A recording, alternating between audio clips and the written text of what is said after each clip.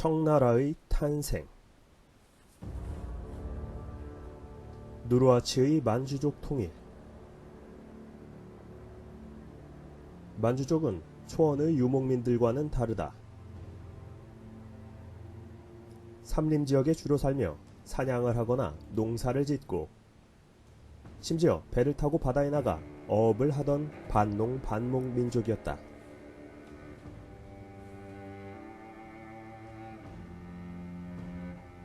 이들의 조상으로 추측되는 여진족은 한때 중국의 화북지방을 지배하기도 했다. 다만 12세기 여진족이 16세기 만주족의 진짜 조상인지는 미지수다. 그냥 만주족 스스로 국가 이름을 후금이라 세우며 그렇게 믿고 있었다. 중국인들 역시 만주벌판에 살던 만주족들을 여진족으로 인식하고 있었다. 여진족은 워낙 후전적이어서 1만 명이 뭉치면 처치 곤란해진다 해. 이렇게 말하며 늘 경계를 늦추지 않았다. 다만 명나라 입장에서 여진족들은 몽골족을 현재하는 이재의 역할을 해야 돼서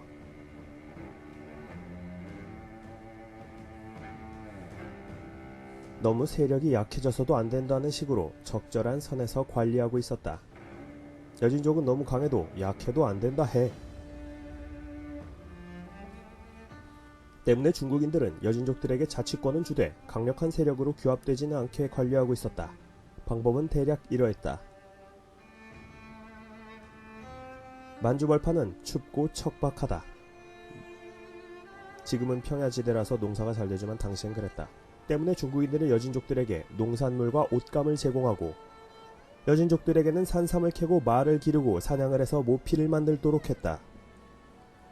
특산물 생산만을 주업으로 하게 해서 여진족의 경제를 예속시키려는 의도였다. 그리고 그것이 효과가 있었기 때문에 명이 건국되고 200년 넘게 만주벌판에는 그 어떤 세력도 강성하게 성장할 수 없었다.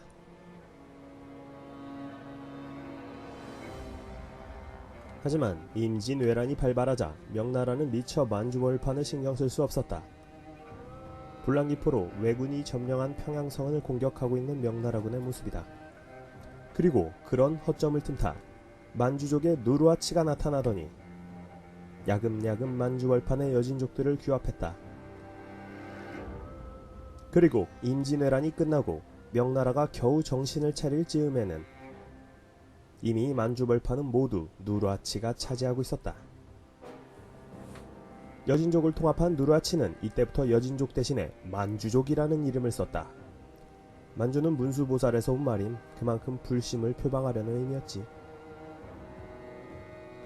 이만주란 사람에서 왔다는 설도 있음. 후금의 탄생. 유목민들처럼 북방의 수련민족 만주족 또한 태생적으로 인구가 적었다. 그렇기 때문에 국가를 부흥시키기 위해서는 무엇보다 인력 충원이 시급했고 이를 위해 이민족들을 유입시켜야만 했다. 따라서 누르하치는 만주에 들어오는 몽골족, 중국인, 조선인을 가리지 않고 대거 수용하였다. 오직 변발만 하면 만주족의 일원으로 기꺼이 받아주었던 것이다. 누르하치, 변발은 곧 만주족에 대한 충성을 의미한다는. 그리고 이들을 통해 낙후된 부족국가 조직을 관료제 조직으로 전환하고자 했다. 조선인들에겐 농사기술을 배우고 몽골인들에게는 글자를 배우자는.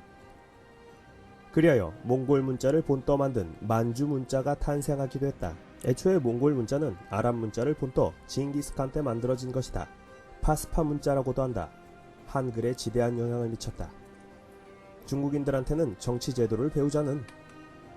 그리하여 명나라의 법전을 참고하여 만주족의 법전을 만들었고 중국의 행정제도를 모방한 제도도 만들었다.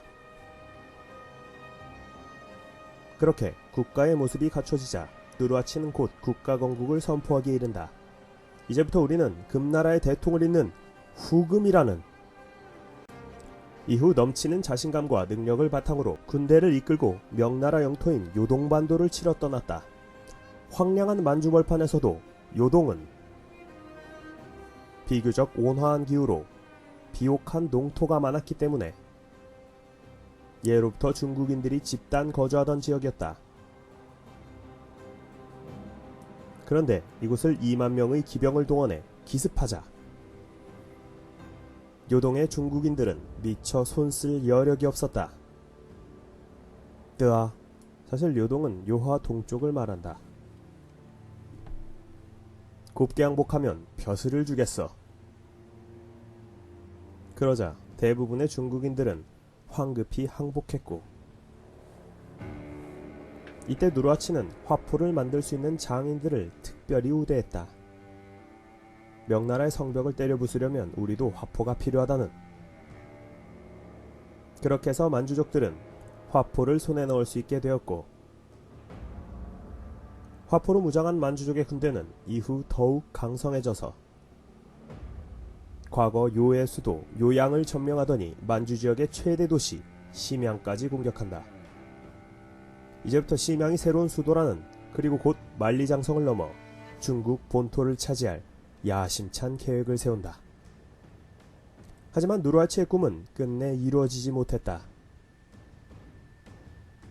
명나라의 번성을 공격하다가 그만 중국인들이 쏜 대포에 맞고 크게 부상당하고, 형주의 관우가 있던 그 번성은 아니다.